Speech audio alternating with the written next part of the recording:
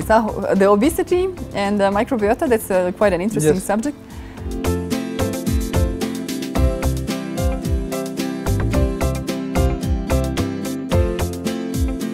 And then indeed these mice, if you would get the microbiota from an obese animal or from an obese subject, human subject, the mice would become obese and vice versa. So if you get it from a lean, the lean person would be lean.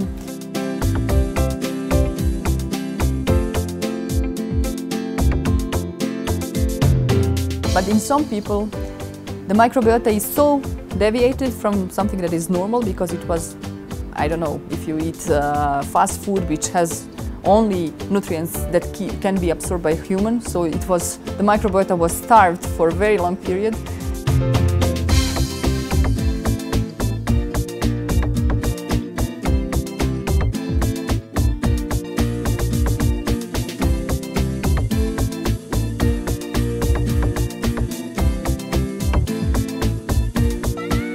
If you give prebiotics, then all kinds of these short-chain fatty acids are produced, and these short-chain fatty acids also act as signal molecules to our brains. So the brain is then happy that we are extracting energy also in the large bowel, and then it says to liver, don't produce glucose, it's okay, we are getting energy from the lower intestine, don't store fat because we are getting energy from the large bowel.